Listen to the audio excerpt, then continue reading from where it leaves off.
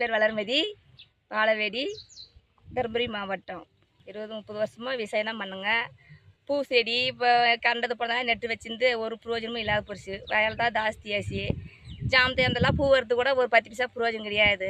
இதுக்கு மேலே நாங்கள் மாடு வாங்கினோங்க. மாட்டுலையும் அந்த விவசாயமும் எங்களுக்கு கிடைக்கல. அது பூசாவுக்கும் தவிடுக்கும் அதுக்கு மட்டும்தான், அதுக்கும் பற்றாக்குறை ஆகிப்போச்சு. அதனால் இப்போ வந்து நாங்கள் 2 ஆட்டுக்குட்டி வச்சுட்டு வாங்கினோங்க. 2ல் வச்சுட்டு அப்புறம் 4 வாங்கினோங்க. 4 வந்துட்டு ஒரு 15 ரூபாயாக வாங்கலாம் அப்படின்னு வாங்கினோங்க.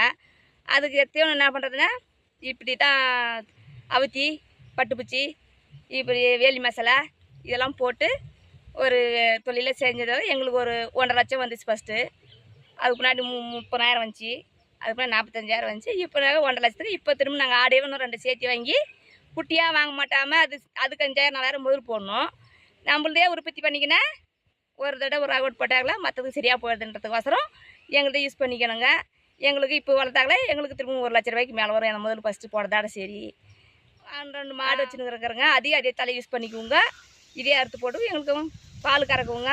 அது வீட்டுக்கும் வச்சுக்குவோங்க. எங்களுக்கும் பணமும் அதுக்கு சரிசமாக ஆட்டுங்களுக்கும் தீவனமும் கலப்பு தீவனமும் போட்டு வச்சுக்கின்னு சரிசமும் பண்ணின்னு வரேங்க. காலையில் எழுந்து என்ன பண்ணுவோங்க, தீவனமெல்லாம் போட்டு அதுக்கு கலக்கி வச்சுருவோங்க. ஒரு 7 மணிக்குள்ளே வச்சுருவோங்க.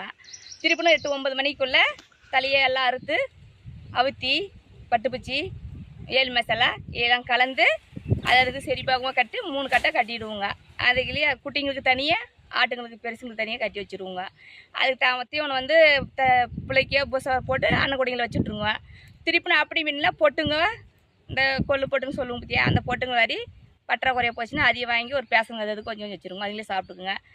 திருப்பி மழை வந்தால் ஆடை மட்டும் எல்லாம் பிடிச்சி கட்டுவோங்க. திருப்பி மழை பெஞ்சதோட எல்லா தீவனமும் ஆட்டு தீவனம், பட்டுப்பூச்சி, பச்சை புல்லு, அந்த அவுத்திக்கால், தீவன புல்லு, பட்டுப்பூச்சி எல்லாம் கொஞ்சம் சேர்ந்து போட்டால் ஒரு 3,000 ரூபாய் வந்து இப்போ ஒரு 4,000 ரூபாய் சேர்ந்து வருது. அப்படியே கூடுதலே மாறி வர சேர்ந்து வரும். அந்த தீவனத்துக்கு கொஞ்சம் குறிப்பிட்ட அளவுக்கு ஒரு 2,000 ரூபாய் எடுத்துக்கினாங்களே எங்களுக்கு ஒரு 2,000 கிடைக்கும். 4,000 வந்துச்சுன்னா